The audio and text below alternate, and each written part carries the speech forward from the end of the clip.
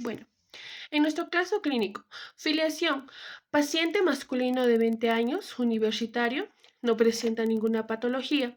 En motivo de consulta, encontramos de que nuestro paciente tiene cefalea intensa, eh, tiene somnolencia posterior al traumatismo cráneoencefálico.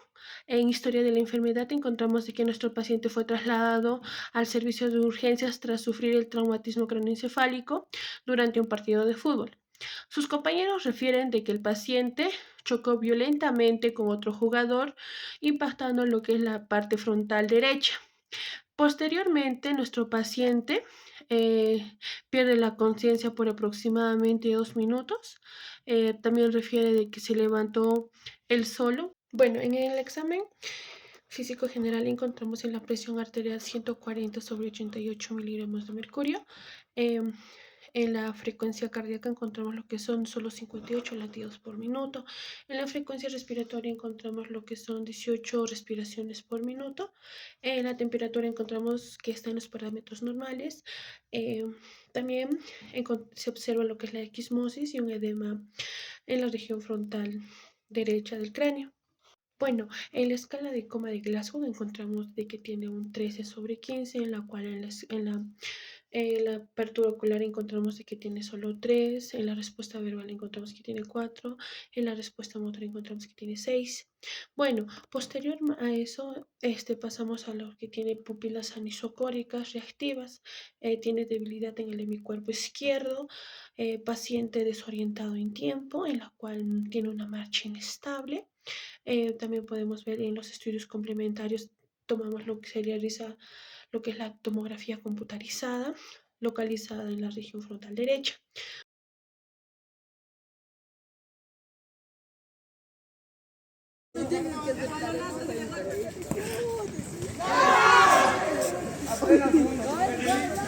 Ya, ya, ya, ya.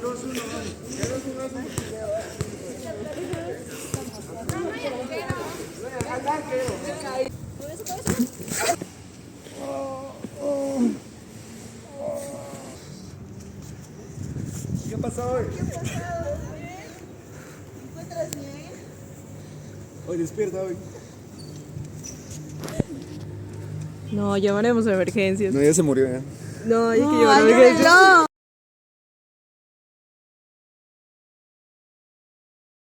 En cuanto a la relación con IPS, nuestro diagnóstico es hematoma epidural en el lóbulo frontal.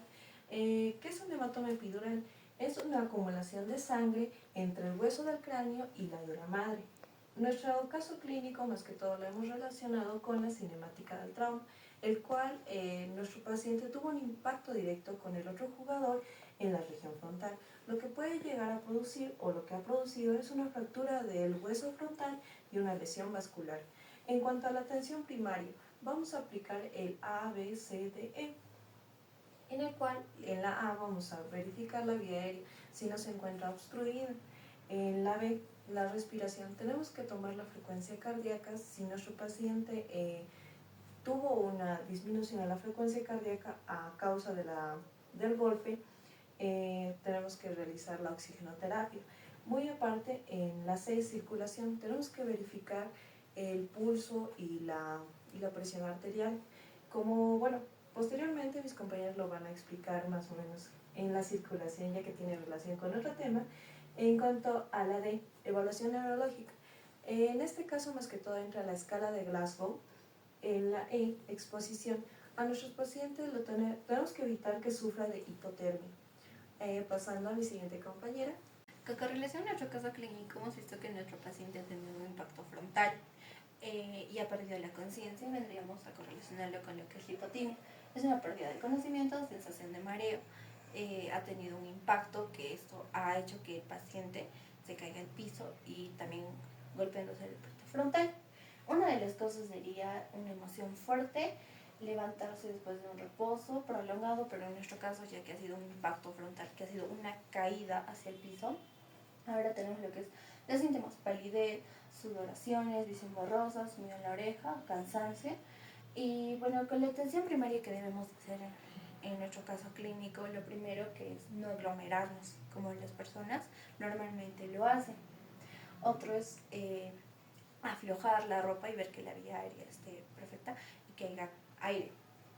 Cuidados posteriores sería que corre el aire, que no quede expuesto al sol y que no pedirle comportarse o que se pare rápidamente después del suceso. Que no hacer jamás es darle bebidas al paciente y no darle comida. En el examen físico general podemos ver que el paciente tiene una presión arterial de 140/88 milímetros de mercurio, una frecuencia cardíaca de 56 latidos por minuto, una frecuencia respiratoria de 18 respiraciones por minuto y temperatura de 36.6 grados Celsius.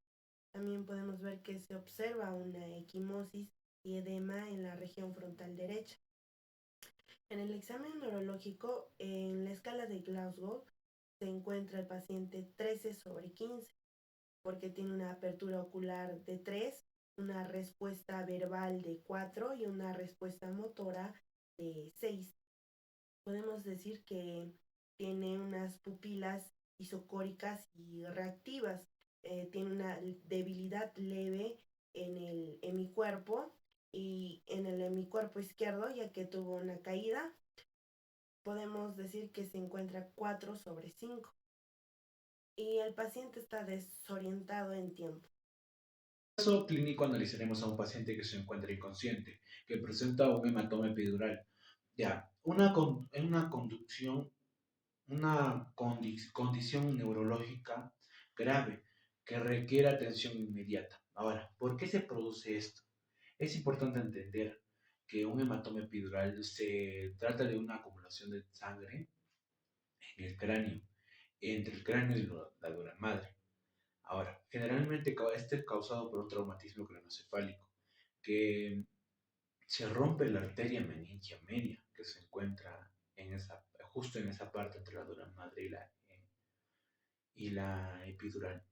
Ahora, esta acumulación de sangre genera un aumento progresivo de la presión intracraneal a medida de que la presión aumenta, el cerebro empieza a comprimirse, lo que afecta directamente sus funciones.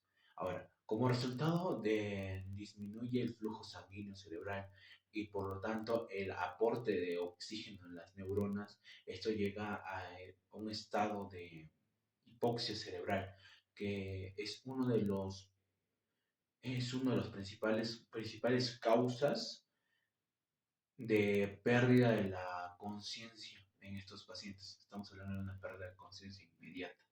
Ahora, además, en esta situación no se corrige rápidamente. Puede prolongarse eh, un daño cerebral irreversible e incluso hasta la muerte.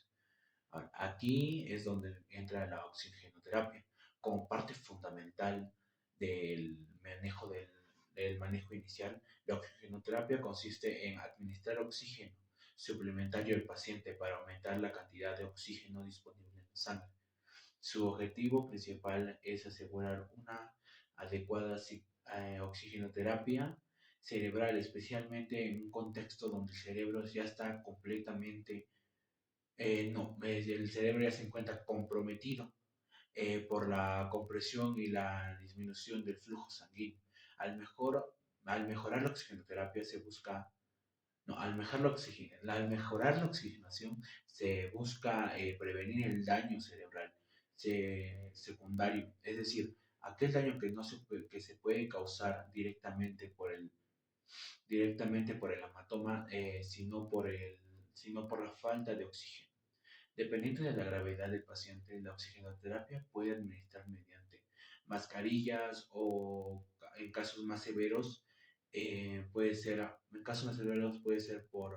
mediante intubación o una intubación endotraqueal para poder suplementarle oxígeno de forma adecuada, pero de forma invasiva.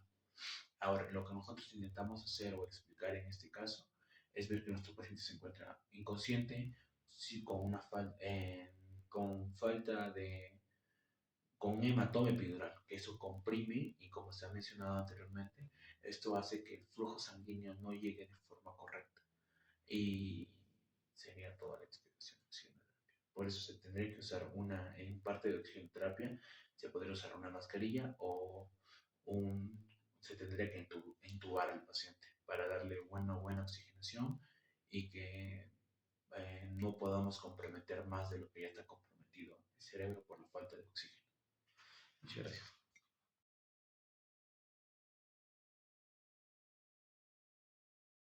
Doctor Rodrigo, buenas tardes. El día de hoy le aplicar sobre el lóbulo frontal, ya que nuestro paciente sufrió un impacto en la cabeza donde está afectado tal lóbulo. Este lóbulo va a tener los límites, los cuales desde el polo central hasta el surco central y el surco lateral inferior. Este va a tener sus giros, el cual es precentral y central, donde el precentral va a tener la función del área motora primaria y el central. Prosiguiendo con la explicación del lóbulo frontal, después de sus giros, vamos a continuar con sus cisuras, que tenemos la cisura central, procentral, el surco, los surcos frontales superior e inferior. Ahora, como su función del lóbulo frontal, tenemos el control voluntario motor y también va de acuerdo a la personalidad, al lenguaje, y eso sería todo de acuerdo al lóbulo frontal. Y ahora pasamos al polígono de Willis. Continuando con la posición, tenemos el polígono de Willis. Acá encontramos las arterias anteriores, las arterias posteriores, que estas son comunicantes.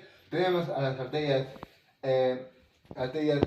centrales anteromediales y las arterias centrales posteromediales. También tenemos a la arteria oftálmica, a la arteria carótida interna, tenemos a la arteria medial, tenemos a las arterias pontinas, a la arteria basilar, tenemos a la arteria cerebrosa superior, media e inferior. Tenemos a la arteria vertebral, tenemos a la arteria laberíntica, tenemos a la arteria coroidea inferior y tenemos a la arteria estriada larga.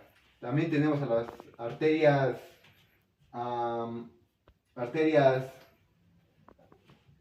Doctor, buenas noches. Le voy a explicar las áreas de Brodmann que fueron descubiertas por el alemán Corbinian Brodmann, que estudiaba medicina en Múnich, y en 1878 descubrió o hizo un mapeamiento histológico del córtex según su citoarquitectura. Descubrió 72 áreas diferentes.